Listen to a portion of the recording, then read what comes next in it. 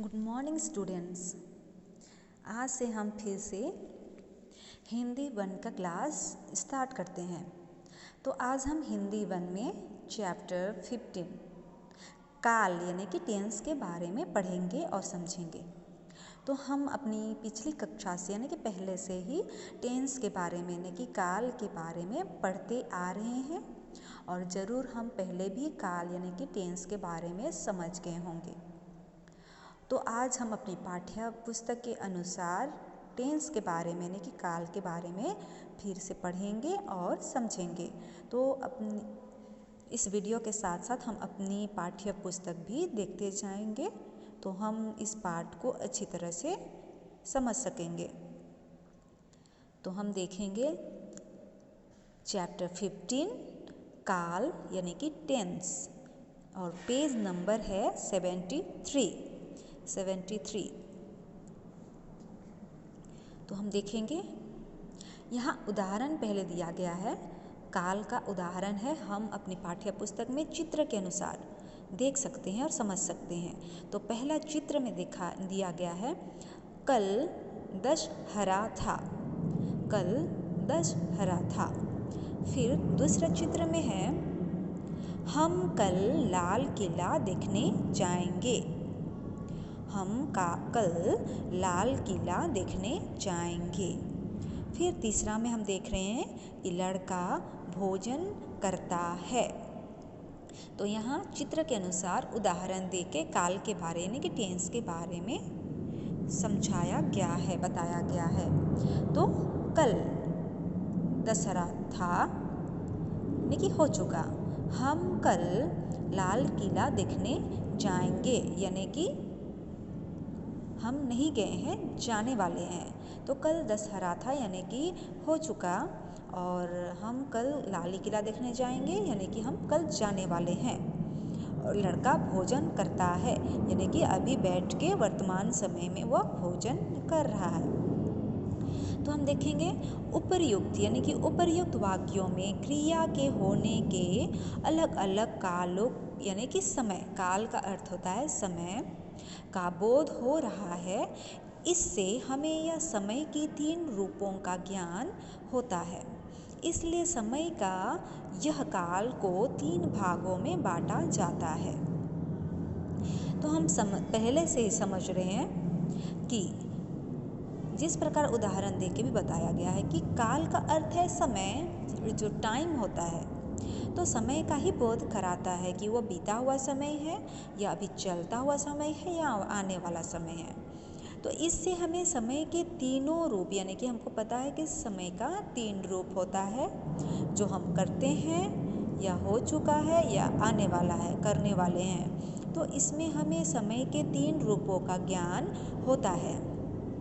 इसलिए समय यह काल को 3 भागों में ही बांटा जाता है। तो हम इसकी परिभाषा समझेंगे। क्रिया के जिस रूप से उसके होने के समय का पता चलता है उसे हम काल कहते हैं। यानी कि क्रिया, हमें पता है कि क्रिया का क्या अर्थ होता है। तो क्रिया का अर्थ होता है काम। तो हम जो भी काम करते हैं उसका समय 3 प्रकार से होता है। यह हम काम करते हैं, उस समय हम काम करते हुए हैं, या जो हम काम करना चाहते हो चुका होता है, या जो हम काम करना चाहते हो होने वाला रहता है। इसलिए हम इसकी परिभाषा कहते हैं काल का के क्रिया के जिस रूप से उसके होने का समय का पता चलता है उसे हम काल कहते हैं। तो हम यहाँ तक समझ चुके हैं। तो आगे हम देखते हैं काल के प्रकार। काल के निम्नलिखित 3 भेद होते हैं। तो हमें अभी भी पता चला, हम पढ़ें तो हम क्या क्या भेद है देखते हैं। पहला है भूतकाल, दूसरा है वर्तमान काल और तीसरा है भविष्यत काल।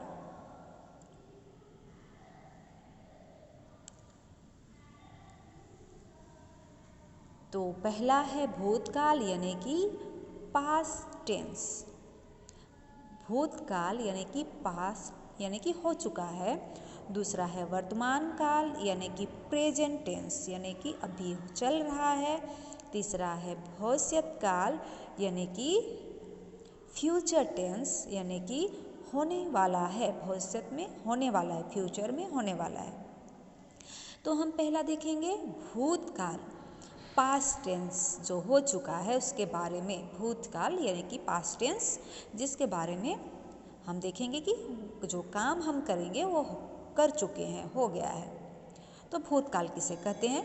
क्रिया के जिस रूप से बीते हुए समय में क्रिया के होने का पता चलता है उसे हम भूतकाल कहते हैं।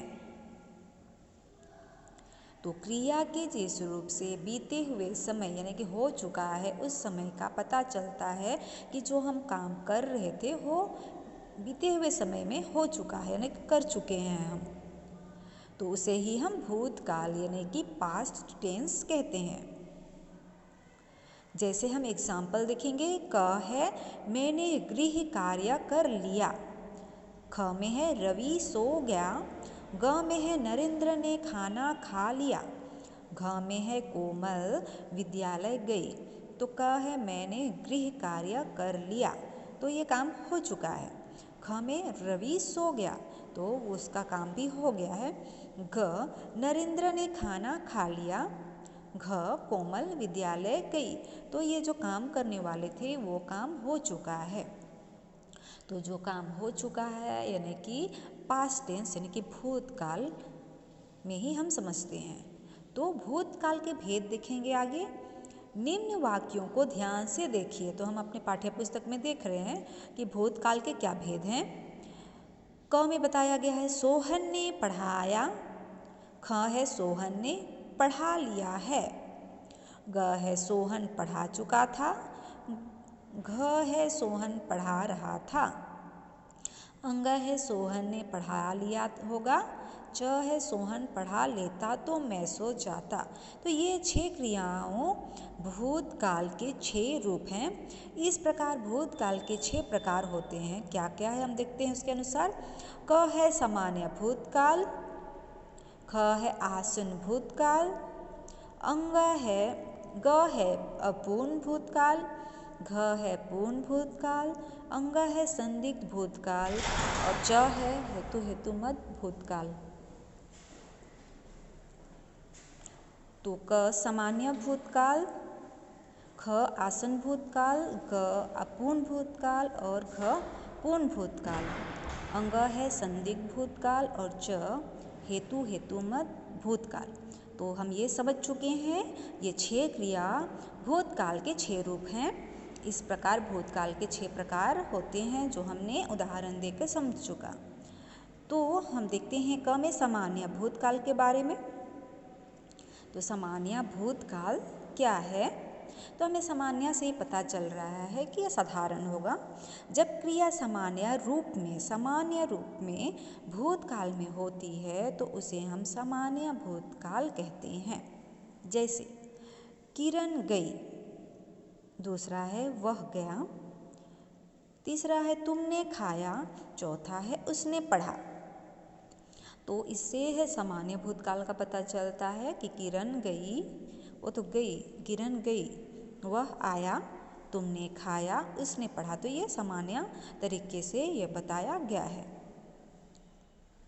तो इसे सामान्य भूतकाल कहते हैं। तो हम आज के लिए इतना ही पढ़ते हैं और जहाँ तक हमने पढ़ा है वहाँ तक आप पाठ का दोहरावा कीजिए, ठीक से पढ़िए, इस वीडियो को देखिए, समझिए, सुनिए, तो आपको ज़रूर फिर से यह काल यानी कि टेंस के बारे में अच्छी तरह से समझ में आ जाएगी। तो हम अपनी पिछली कक्षा में आगे हम पढ़ेंगे और समझेंगे।